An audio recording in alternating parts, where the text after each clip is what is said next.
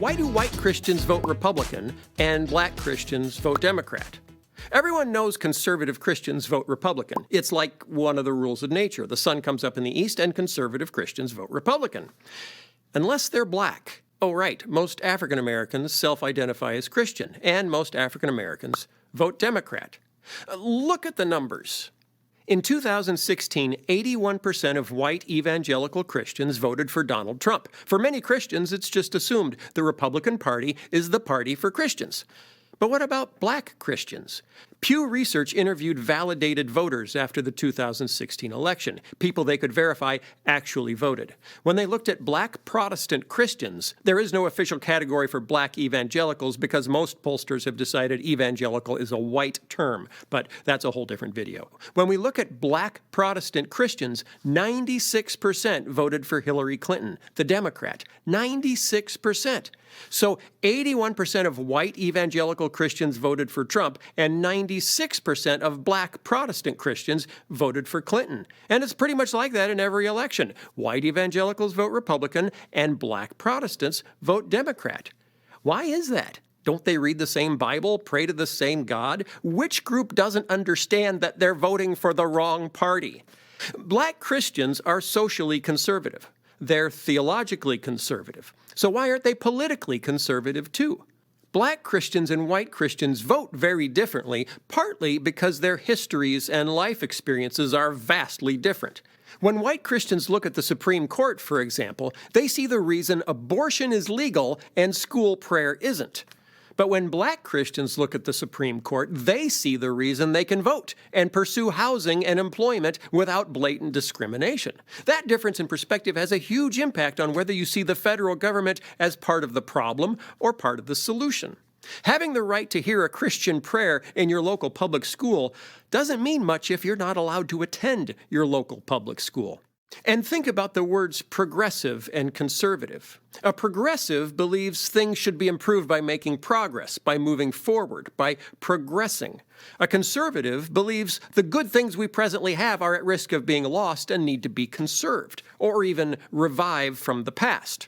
So the best way to explain why white Christians vote for conservative candidates and black Christians vote for progressive candidates may simply be this. What do we see when we look in the rearview mirror? White Christians see a simpler time, when everyone went to church, when we prayed in school, when abortion was illegal and gender roles were clear. When black Christians look in the rearview mirror, the view is very different. They see fire hoses and church bombings and lynchings. They see Strom Thurmond saying, "We will never let Negroes into our theaters, swimming pools, homes, or churches." They see white Christians applauding Strom Thurmond for saying that, and then re-electing him to the Senate for 5 decades until he dies in office at 2003 at the age of 100. Is this beginning to make sense? There are other issues. Conservative white Christians see sin mostly as an individual problem, wrongs committed by one person against another, requiring only individual confession and repentance as the solution. Black Christians also see sin as a systemic problem, sinful systems needing broader solutions and broader confession and repentance. So to wrap all this up, it really doesn't help that we've only got 2 viable parties, and that we've decided one is for people who want things to change, and the other is for people who want things to stay the same. I'm oversimplifying, but you get the point. The Bible calls us to hold on to what is good, while also working toward what is best, to conserve and progress, and neither party lines up with that very well. But I hope at least now you understand how Christians from different backgrounds can read the same Bible, pray to the same God, and come to very different conclusions about who's going to get their vote. Hey, Tim Frisch with A Frisch Perspective here. That video was a portion of a video by Phil Vischer from October 11th titled, "Why Do White Christians Vote Republican and Black Christians Vote Democrat?" I thought that was such an intriguing title and topic. So I watched it, and I thought I would just share a little bit of it with you. I will leave a link in the description below this video if you'd like to watch the entire thing. And I will say that the entire video does give a lot of more historical information about this subject. I do want to comment, though, that when people give historical information, of course they're giving selective information, and they're giving it from a certain viewpoint. And so not necessarily everything that Phil Vischer is saying is presented in the same way that someone else would present it. I can tell, or I get the sense from my perspective on this video, that he's pushing back a little bit probably against white conservative Christians who tend to look at everything through a Republican lens. And so I think he's trying to give context and maybe some pushback to that. Perhaps he's also trying to speak to some other people as well. Now, I have a feeling that there are a lot of people in my audience that if they watched the whole thing, they would not agree with him in many ways. I will say one of the good things that a video like this can bring out, though, is how we can get a bit boxed in our thinking. We can kind of be in a bubble in terms of how we look at certain issues. And so, really, we should take a look at the fact that so many people from one category tend to vote one way, and so many people from another category vote a different way, and yet all of them would call themselves Christians, and maybe even conservative Christians, and yet look at political situations very differently. So I think that's really interesting, and we should really take a look at that. I think we need to do things that will promote conversation and understanding. That being said, my general sense from this video is that, again, he was pushing back a little bit on white conservative Christians. So I didn't think he necessarily presented the conservative ideals in a very strong way. That was my own perception of it. I felt, for example, when he talked about looking back, that he kind of made it sound like white Christians look back and just see it all as good. But from my perspective, I think a lot of white conservative Christians look back at things, and yes, there are certain things from the past that conservative Christians would want to see preserved, but there are other things from the past that we are glad we have had a change. And so I think it's really generalizing and oversimplifying the way that he presented it as white Christians looking back and just seeing everything as good.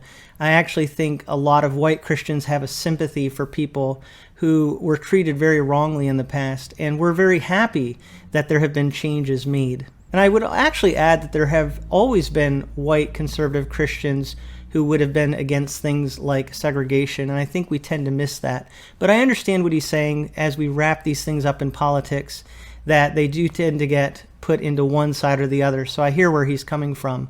But I didn't think that was presented very strongly or positively in terms of how white Christians look back on the past. I think that was a bit oversimplified. The other thing that I thought was presented a little bit weakly was how conservative white Christians might look at progress. And I understand the point of looking at the federal government, and for some people they have seen the federal government and the Supreme Court as being very instrumental in bringing about progress. What I think is missing from the conversation about progress is that for a lot of conservative Christians in the evangelical world, they're very suspicious of government, and it's because of a theology that, from their perspective, it's a government that really is worldly and not under the power of Christ. But a lot of conservative Christians would see the government as actually operating according to the God of this world.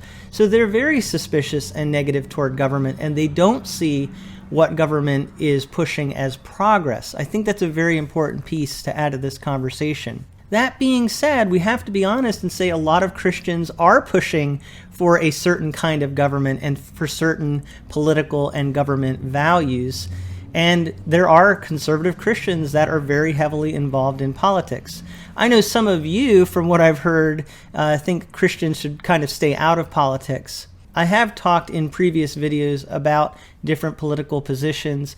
I think Christians, being citizens of the kingdom, of course, our primary citizenship is in heaven, but we are also citizens of a particular country. And so we are given certain rights and responsibilities in this country. So I think it's actually a good thing for us to be involved in politics and, for example, in the upcoming election to vote.